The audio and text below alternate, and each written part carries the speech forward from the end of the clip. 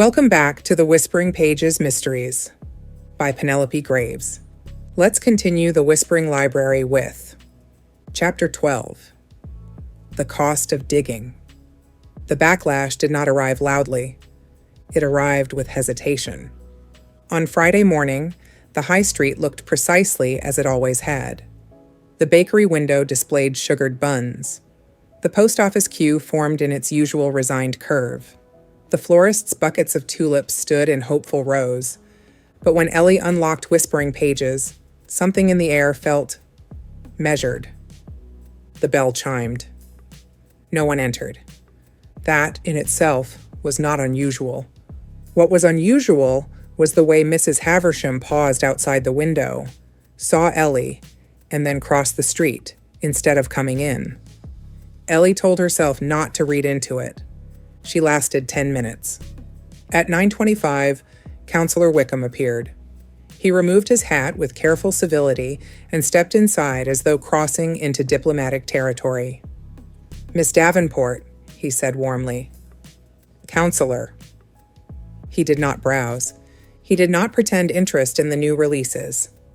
He stood near the counter with the expression of a man about to suggest something entirely reasonable. "I've just come from a brief discussion with the inspector," he began. "Very thorough chap." "Yes," Ellie said evenly. "And while we all want clarity," Wickham continued, lowering his voice slightly, "there is also the matter of community harmony." Ellie rested her hands lightly on the counter. "Harmony?" she repeated. "Yes," he said, relieved to have found a shared word. "Ashwood thrives because we are not sensational." The word hung delicately between them. "I haven't been sensational," Ellie said. "Of course not," Wickham replied quickly. "But one must be mindful of optics.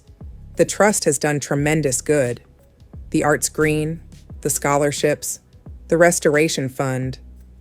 "The orchard," Ellie said quietly. Wickham's smile faltered for a fraction of a second. "That matter was resolved decades ago."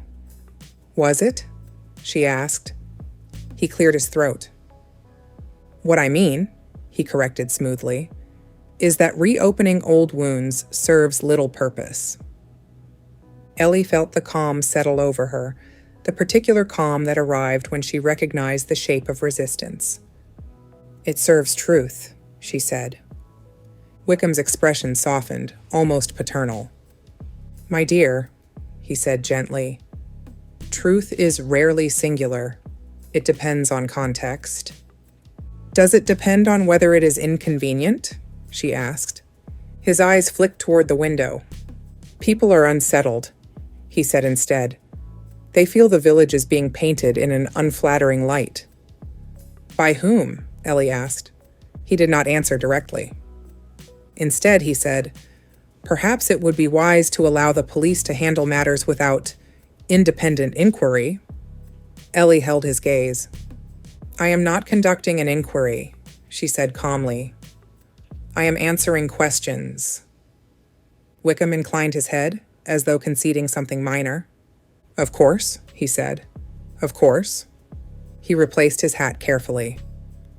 "We must all consider what legacy we leave," he added softly, "especially when it concerns institutions that bind us together."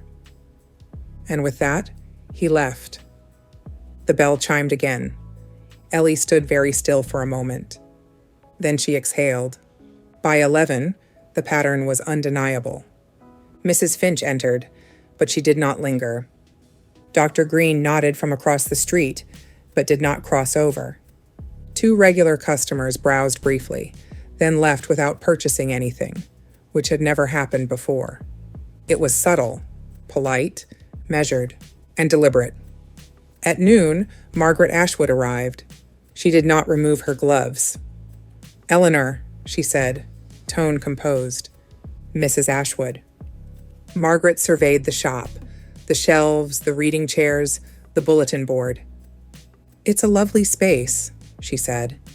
"You've maintained it beautifully." "Thank you." Margaret stepped closer. "I understand the inspector has been thorough," she said. As he should be. Yes. And I understand you've been helpful. Ellie did not look away. I found something that was hidden, she said. Margaret's gaze held hers. Hidden things, she said evenly, are often hidden to preserve stability. Or to avoid scrutiny, Ellie replied. Margaret's jaw tightened almost imperceptibly. I informed Richard that Thomas had been requesting access to archival minutes, she said suddenly. Ellie's pulse ticked. You warned him, she said quietly. I alerted him, Margaret corrected. There is a difference. Is there? Yes, Margaret said firmly. I did not suggest wrongdoing. I suggested preparedness. Thomas had a tendency to dramatize. And you were protecting the trust, Ellie said. I was protecting Ashwood, Margaret replied. The distinction landed heavily. You didn't intend for anyone to be harmed, Ellie said. Margaret's composure flickered then, not in guilt, but in discomfort. Of course not, she said quietly. Ellie studied her. You believed reputation was at risk, she said. So you made a choice. Margaret's eyes cooled. Yes, she said. I did. A pause stretched between them. Be careful, Eleanor, Margaret added softly. When institutions fall, they do not fall alone. Ellie felt the weight of that. And when they stand on omissions? She asked. Margaret did not answer. Instead, she adjusted her gloves. The village is unsettled, she said. You will find fewer customers for a time. Ellie's chest tightened, not in fear, but in recognition. The cost. Is that a warning? She asked. It is an observation, Margaret replied. She turned toward the door. Truth is admirable, she said without looking back. But harmony sustains. The bell chimed as she left. The shop felt quieter afterward. Not empty, just aware. Sam arrived an hour later with takeaway coffees and a frown. Okay, he said, setting one down for Ellie. Why did Mrs. Finch ask me whether we plan to write a book about it?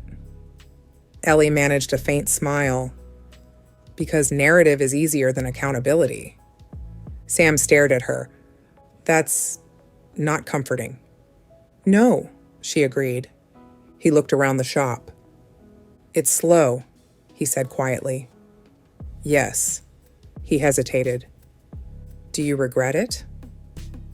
The question hung between them, simple and honest. Ellie looked at the shelves she had grown up among. The worn oak counter.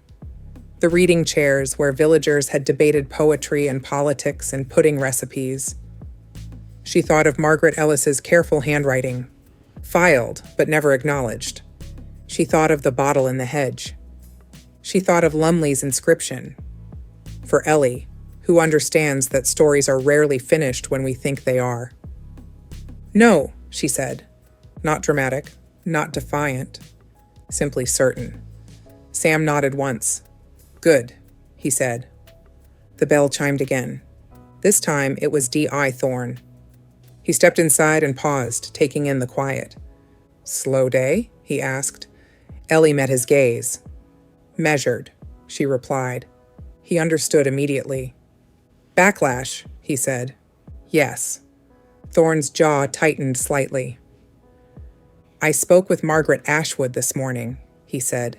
She confirmed she informed Harrow Lumley was reviewing archives. She told me as well, Ellie replied. And? He asked. And she believes she protected the village, Ellie said. Thorne considered that. Protection can become obstruction, he said. Yes. He studied the shop for a moment longer. Your sales will recover, he said. That wasn't what I was thinking about, Ellie replied. I know. A beat of quiet passed between them. Not awkward, not formal, just aware. They are uncomfortable, Thorne said finally, because you are asking them to reconsider something they accepted. I didn't ask, Ellie said softly. The evidence did. He nodded. That rarely matters. Ellie's gaze drifted toward the window. Across the street, the arts green lay orderly and composed. Harmony sustained, truth unsettled. Inspector, she said quietly, does it change anything? He followed her gaze. No, he said. Ellie nodded once. Then she returned to the counter, straightened a stack of novels, and opened the till. Thanks for listening. Join me next time for Chapter 13.